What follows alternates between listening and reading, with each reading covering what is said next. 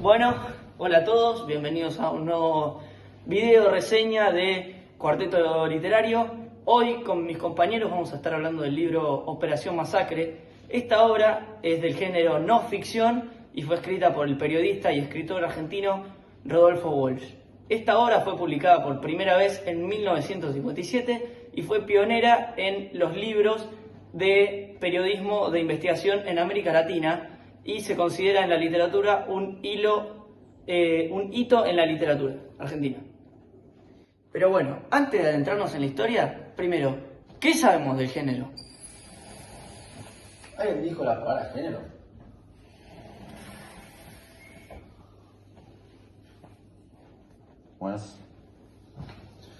Bueno, el género combina la investigación periodística con técnicas narrativas de la ficción, aunque el libro se basa en hechos reales, utiliza recursos literarios como diálogos y desarrollo de personajes para contar la historia.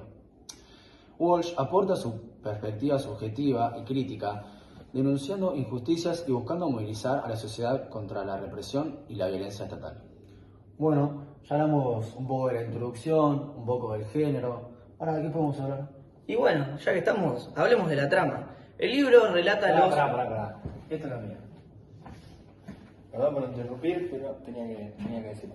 Bueno, para hablar de la trama, ¿qué podemos comenzar, no? Primero, el libro lo que hace básicamente relata los fusilamientos de José León Suárez, ocurridos en junio de 1956, durante la dictadura de Pedro Eugenio Aramburu en Argentina. Los fusilamientos fueron parte de la represión de un levantamiento militar encabezado por el general Juan José del Valle contra el régimen de Aramburu. Y en esta novela básicamente lo que hace Walsh es investigar estos hechos, y en esa investigación descubrió que varias personas fusiladas no habían tenido un juicio, y encima en algunos casos ni siquiera estaban involucrados en la conspiración. Muchas gracias. Sí, siento que nos estamos olvidando de algo. ¿Qué sabemos del escritor del libro? Yo te puedo contar un poco sobre la vida. Bueno, Rodolfo Walsh nació en 1927 y falleció en 1977. Fue un escritor, periodista y militante político argentino. Nació en la Market, Río Negro, y se destacó por su innovador periodismo de investigación. Él también pertenecía, al grupo de montoneros y escribió la carta abierta a la Junta Militar en 1977, denunciando los crímenes de la dictadura. También fue secuestrado y desaparecido por la dictadura el 25 de marzo de 1977. Su legado perdurará en la lucha por los derechos humanos y la memoria histórica. Bueno, ahora sigamos con los personajes. Bueno, primero tenemos a uno que es crucial, que es Rodolfo Walsh, el cual nos relata todos los hechos y la información que él recaudó para esta obra. Nos lo relata de una manera como narrador omnisciente, ya que sabe específicamente qué siente cada personaje a lo largo de la obra.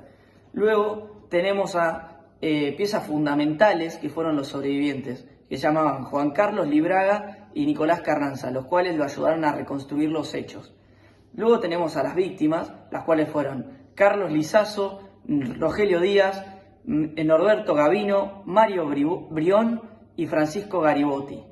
Finalmente tenemos a dos personajes muy relevantes para esta obra, los cuales fueron Pedro Aramburu, el cual era el dictador que estaba en el cargo más importante en el país, y Juan José Valle, el cual fue el general que encabezó todo el levantamiento en contra de la dictadura de Aramburu. Bueno, ya estamos para la conclusión, ¿no? ¿Sí, Francisco? Paren, ¿tenemos al móvil listo para la entrevista? Vamos con eso. Hola, muy buenas a todos. Mi nombre es Francisco Sanchobosi. Hoy tenemos invitado a Diego Petrilo y le vamos a estar haciendo un par de preguntas basadas y relacionadas con el libro. Bueno, la primera pregunta es: ¿cómo viviste esta época con el gobierno que estaba en ese momento a cargo? Hola Francisco, mirá, era muy chico en esa época, sin embargo puedo decirte que Argentina vivía años muy convulsionados. En aquel momento bajo un gobierno de facto, un gobierno militar, sin embargo una presión popular muy fuerte, popular y política, para el regreso de Perón. Perón ya había empezado a jugar con esto de izquierdas y derechas, como hacen todos los partidos hegemónicos, como por ejemplo, no sé, podemos decir el PRI de México. ¿Querés votar izquierda? Votás al PRI. ¿Querés votar a la derecha? Votás al PRI también. Y en el centro lo mismo. Exactamente ese es el peronismo y por eso Argentina está sumida en esta disfuncionalidad política. Cuando vos tenés estos partidos que juntan desde la extrema izquierda, Kirchner, hasta Menem, que era la derecha peronista, bueno, se explican tantísimas cosas.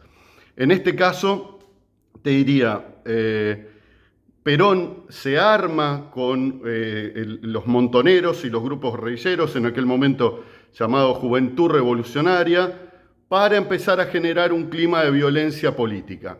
A partir de eso, de esto que te estoy diciendo, y donde se sitúa finalmente el asesinato, tortura y asesinato del general Aramburu, bueno, a partir de ahí viene toda una escena que antecede la llegada de Perón, que fue una llegada nuevamente peleándose entre la derecha que lo había apoyado y la ultraizquierda socialista bancada por Cuba y por la Unión Soviética del otro lado. Es decir, Argentina era un caos político. Bueno, la segunda pregunta es, ¿cómo sentís que tipo lo representó el autor esto que pasaba durante esas épocas? Y si sentís que el autor fue imparcial o objetivo. En mi consideración, Rodolfo Walsh no fue ni un buen escritor y, por supuesto, no era objetivo. Rodolfo Walsh fue el ideólogo quien estuvo detrás del pensamiento de los grupos terroristas guerrilleros de Argentina. Rodolfo Walsh era el pensamiento detrás de la cúpula montonera, del ERP y del peronismo revolucionario. Es decir, yo considero a Rodolfo Walsh un auténtico cobarde porque fue uno de los tantos que mandaron a miles de militantes tontos a morir en los 70, mientras ellos se hacían millonarios y juntaban su dinero en cuentas en el exterior. Por ejemplo, les recomiendo leer lo que fue el secuestro más caro de la historia de la humanidad, que fue el de los hermanos Born. Ahí pueden ver cómo se financiaba, mentira, los grupos terroristas. Ese dinero siempre quedó para ellos y para los lavadores de dinero, como por ejemplo el caso de Graiver, a quien terminan asesinando también porque se quedó con el dinero de montoneros. En definitiva, no tengo nada bueno para decir de Rodolfo Walsh. Lo considero un mediocre periodista y lo considero básicamente un ideólogo de los asesinatos de miles de argentinos. Un ser lamentable que no debería ser honrado. Bueno, Diego, la tercera pregunta es, ¿cómo crees que la represión que se lleva a cabo en estas épocas afectaron a lo que es hoy en día la Argentina? Y si nos ayudó a mejorar o fue algo que pasó así de largo y nada más. Mira, Francisco, nadie es totalmente imparcial en esta historia. Así que yo voy a justificar mi respuesta. Mi familia perdió una persona muy cercana a manos de montoneros. El único motivo que encontró Montoneros para ejecutarlo a balazos adelante de su familia fue que era un ejecutivo de una multinacional americana, trabajaba en Chrysler. Entonces, el señor Souto, lo pueden buscar en los libros de los muertos por la subversión, fue asesinado solo por ser empleado, un simple empleado de una multinacional. Como tantos papás de las personas que nos deben estar mirando que trabajan para empresas globales. Por ese motivo era suficiente para que la guerrilla te asesine. En cuanto a lo que vino después, no, todo lo que vino fue peor. La democracia no consiguió saldar ni políticamente ni judicialmente lo que sucedió. Cuidado, que con esto digo que no lo consiguieron Alfonsín, Menem, ni mucho menos los Kirchner. Por lo tanto, creo que todavía hay mucho para reflexionar, mucho para hacer, pero aquí hay una cuestión que invalida cualquier justificativa histórica. mientras a los partidos le dé votos, apropiarse de los derechos humanos, bueno, en ese caso estamos muy complicados. Quiero decirles, nadie se preocupó por los derechos humanos de las víctimas del terrorismo. De todos los demás, bueno, de alguna manera el Estado argentino y todos nosotros, a través de nuestros impuestos, hemos rendido cuentas. Para las familias que perdieron a sus seres queridos muertos por estos delincuentes, no hubo nunca una reparación, ni siquiera fueron escuchados. Bueno, Diego, la última pregunta va a ser cómo era el clima político-social en esas épocas y si crees que, ¿cómo se dice?, que nos llevó a ser la Argentina que somos hoy en día y si nos ayudó para mejorar o para peor. Bueno, de alguna manera, justamente ese clima me llevó a mí y a mi hermano, o nos llevó a nacer en San Carlos de Bariloche.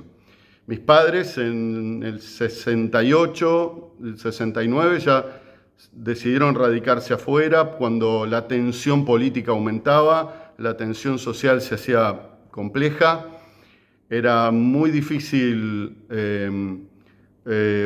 Hemos vivido situaciones parecidas, pero era una sociedad en grieta, igual que ahora.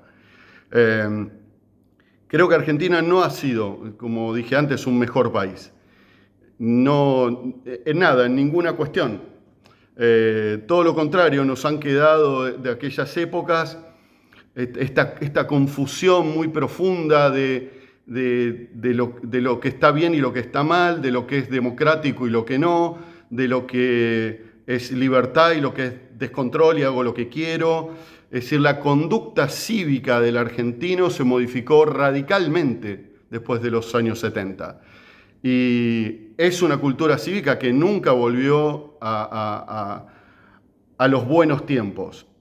Lamentablemente en esto hay algo que cruza toda la historia y es qué ha pasado en la política argentina a partir justamente del emergente del peronismo.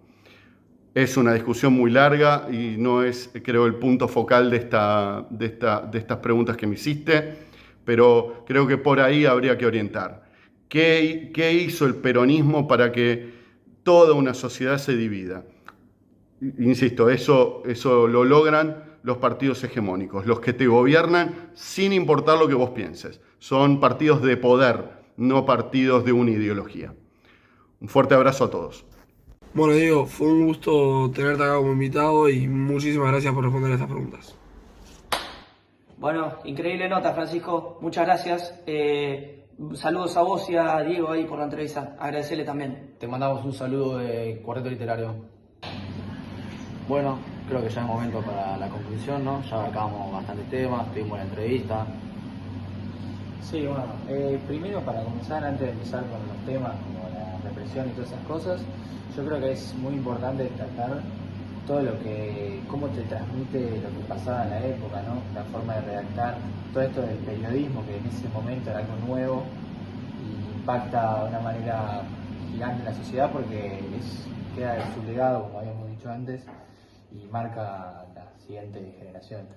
Sí, es más, yo creo que sacando el lado político de toda esta situación, yo creo que lo importante a destacar es lo trágica que fue esta época para la Argentina y que pese a todo lo que haya pasado, hay que siempre recordar esto como algo que no queremos que se repita y que tenemos que progresar como país y como personas. Otro tema para abarcar puede ser la censura, digamos, como prohibían el peronismo, todo lo que estaba relacionado, no se podía hablar a favor de él y ponerle películas y libros que estén relacionados a eso, no podía estar. Después secuestraban también escritores, editores, controlaban los medios, todas las cosas, digamos, antes de ser publicadas tenían que ser revisadas. Tampoco había oposición, digamos, usaban así la censura para tener poder y que nadie, digamos, le haga Sí, frente. todo lo que no estaba relacionado con ellos estaba mal y había que exterminarlo cuanto antes para que no se vuelva en contra y Sí. sea más complicado. Sí, bueno, aparte, justo lo que decíamos de los fusilamientos fueron a los estaban a favor del peronismo, ¿no? Cualquiera que no esté Cualquiera que con esté en ellos, contra. estaba, Claro. no te daban oportunidad de... Estaba todo censurado también, por ejemplo, la música. Los Los artistas artistas. tenían que esconderse en bares para tocar. Era todo muy oculto, muy... Sí, los contenidos de los colegios también, que no cambiaron todos los contenidos para que estén como a favor de ellos. ¿no? Y un montón de cosas, ¿no? que la verdad que no están buenas. Bueno, esperamos que les haya gustado esta reseña.